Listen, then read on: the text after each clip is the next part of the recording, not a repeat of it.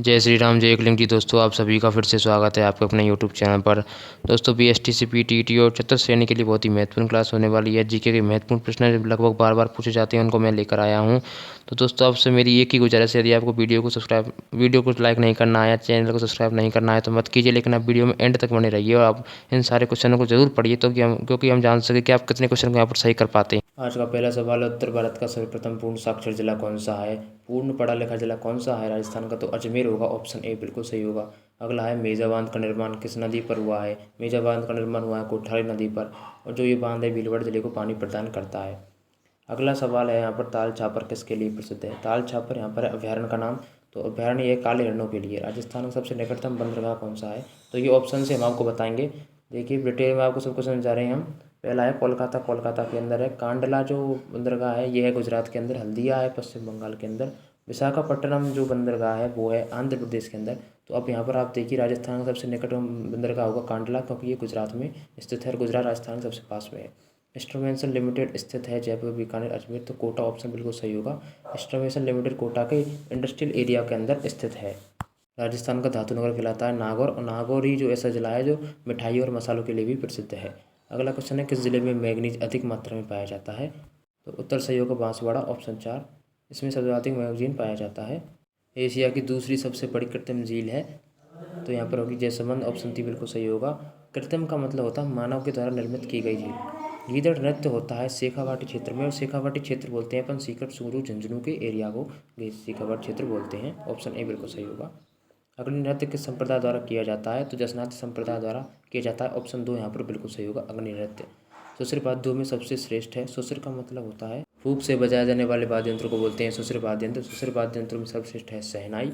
कपिल मुनि का मेला भरता है बीकानेर के अंदर, तो आपको बीकानेर ऑप्शन यहाँ पर ए बिल्कुल सही होगा। लेकिन बीकानेर के अंदर भी कहाँ भरता है? तो वो भरता है कोलायत के अंदर, और आपको कोलायत जगह दी गई है, इसलिए आपको बीकानेर को नहीं चुनकर ऑप्शन 2 यहाँ पर बिल्कुल सही होगा। इस बात का आप जरूर ध्यान रखें। गणगौर का त्यौहार किस महीने में आता है? गणगौर जो है राजस्थान का सबसे बड़ा त्यौहार माना जाता है, और जो है गणगौर का त्यौहार आता है चैत्र महीने के अंदर। ऑप्शन ए यहाँ पर बिल्कुल सही होगा। लड़के के जन्म पर किस धातु की थाली बजाई जाती है? कांसे धातु की थाली को बजाना लड़के के जन्म पर शुभ माना जाता है, इसलिए कांसे की थाली बजाई जाती है। ऑप्शन 3 बिल्कुल सही होगा यहाँ पर। डिंगल का हॉरेस कहा जाता है? पृथ्वीराज राठौड़ को डिंगल का हॉरेस कहा जाता है, क्योंकि ये डिंगल भाषा में अपनी कविताएं रचनाएं लिखते थे, इसलिए इनको डिंगल का हॉरेस कहा जाता है। कौन सा लोक देवता पंचपीरों में नहीं आता? तो पहले हम बात करेंगे कौन सा देवता पंचपीरों में आते हैं, कौन कौन से देवता।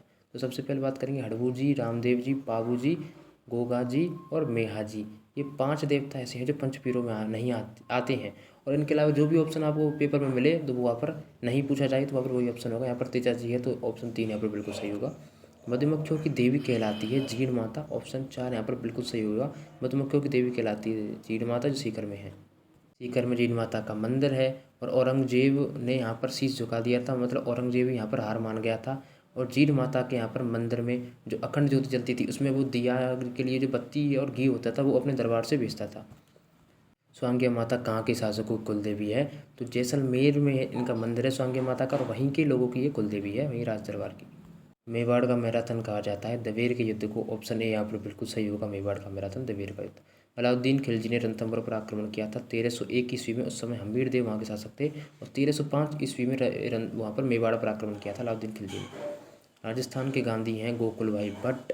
ऑप्शन ए यहाँ पर बिल्कुल सही होगा। यदि आपसे पूछा जाए मेवाड़ के गांधी, तो मैं से मेवाड़ और मैं से मोतीलाल, तो यहाँ पर मेवाड़ के गांधी होंगे मोतीलाल तेजावत जी। इस बात का विशेष ध्यान रखिए, हर क्वेश्चन को समझाया जा रहा है। अब चैनल को सब्सक्राइब जरूर कर लेना। बीजक की पहाड़ी स्थित है वैराट के अंदर। ऑप्शन ए यहाँ पर बिल्कुल सही होगा। अगला क्वेश्चन है, जिन वनों पर पूर्ण सरकारी नियंत्रण होता है, अर्थात ऐसे वन जिन पर सरकार का पूरा नियंत्रण होता है, कंट्रोल होता है, उन वनों को कहते हैं आरक्षित वन। तो ऑप्शन ए यहाँ पर बिल्कुल सही होगा, पूर्ण सरकारी नियंत्रण है। और राजस्थान की हम बात करें तो राजस्थान के भूभाग के 37% ऐसा एरिया है जहाँ पर आरक्षित वन पाए जाते हैं, आरक्षित वन हैं। ऑप्शन ए यहाँ पर बिल्कुल सही होगा। राजस्थान में राष्ट्रीय ग्रामीण रोजगार गारंटी योजना का शुभारंभ कब हुआ? देखिए, सन जो ऑप्शन में है, जो सन सेम है बिल्कुल 2006, लेकिन इसलिए आपको डेट याद रखना बहुत ही जरूरी है। तो ऑप्शन ए यहाँ पर बिल्कुल सही होगा, 2 फरवरी 2006। राजस्थान में मानसून का जुआ किसे कहते हैं? मानसून यानी मौसम का जुआ, और मौसम का जुआ होता है खेती, खेती को बोलते हैं कृषि। तो ऑप्शन 2 यहाँ पर बिल्कुल सही होगा। भक्ति संत रज्जब जी संबंधित थे, दादू पंत से, ऑप्शन ए यहाँ पर बिल्कुल सही है। राजस्थान से लोकसभा सदस्य के रूप में चुनी गई प्रथम महिला है गायत्री देवी, ऑप्शन 4 यहाँ पर बिल्कुल सही होगा, जो फर्स्ट मेंबर थी लोकसभा सदस्य की। राजस्थान के एकीकरण के चरणों में सबसे बड़ा चरण किसे माना जाता है? तो चौथा चरण ऐसा है जो राजस्थान के एकीकरण में सबसे बड़ा चरण है। टोटल चरण थे 7 राजस्थान के एकीकरण में, लेकिन चौथा चरण यहाँ पर बिल्कुल ऑप्शन सही होगा। राजस्थान का कौन सा शहर 100 द्वीपों का शहर कहलाता है? तो यहाँ पर होगा बांसवाड़ा, ऑप्शन 2 यहाँ पर बिल्कुल सही होगा, जो 100 द्वीपों का शहर है। राजस्थान में कौन सा राष्ट्रीय उद्यान प्रवासी पक्षी साइबेरियन क्रेन है जो यहाँ पर आता है, वो किस अभ्यारण्य में आता है? तो ऑप्शन 4 यहाँ पर बिल्कुल सही होगा, केवलादेव राष्ट्रीय उद्यान। ऐतिहासिक स्थल मानगढ़ राजस्थान के किस जिले में है? तो ऐतिहासिक स्थल मानगढ़ है, बांसवाड़ा जिले के अंदर स्थित है, ऑप्शन 2 यहाँ पर बिल्कुल सही होगा। राजस्थान की कौन सी नदी मृत नदी के रूप में जानी जाती है? मृत नदी मतलब मरी हुई नदी, यानी इसमें अब पानी नहीं है, सूख चुकी है, तो वो घग्गर नदी। राजस्थान का कौन सा शहर सफ़ेद शहर होगा? उदयपुर। और उदयपुर को ही बोला जाता है झीलों का शहर, यानी जिसमें सर्वाधिक झीलें हैं।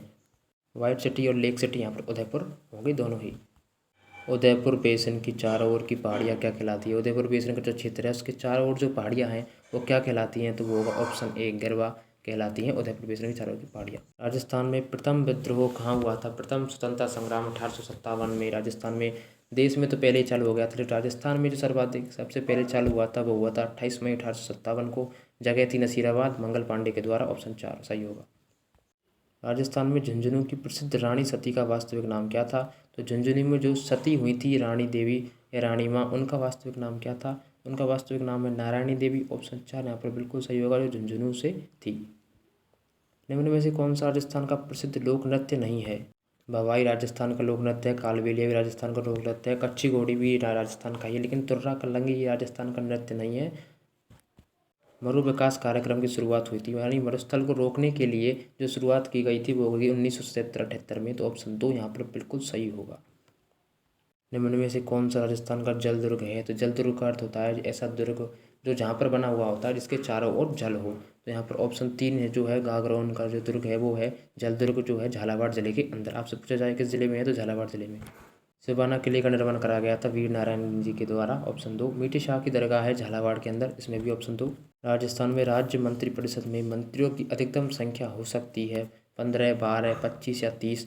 तो ये मंत्रिपरिषद संख्या ये आप मुझे कमेंट में करके बताएंगे कितने मंत्री हो सकते हैं अधिकतम। अगला क्वेश्चन है, राजस्थान में पहली बार राष्ट्रपति शासन कब लागू हुआ था?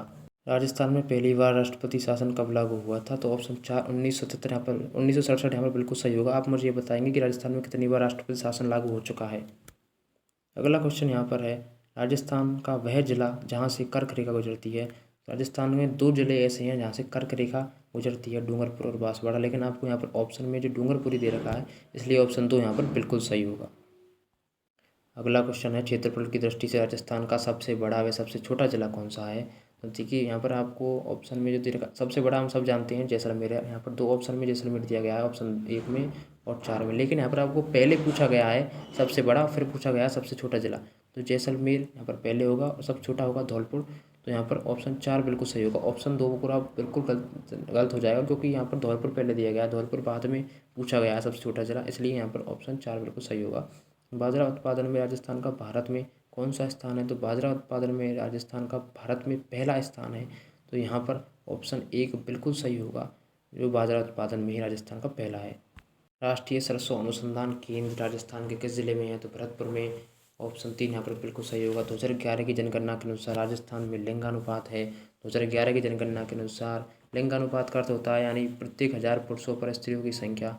तो ऑप्शन 3 यहाँ पर बिल्कुल सही होगा, 928 यहाँ पर बिल्कुल सही है, ऑप्शन 3।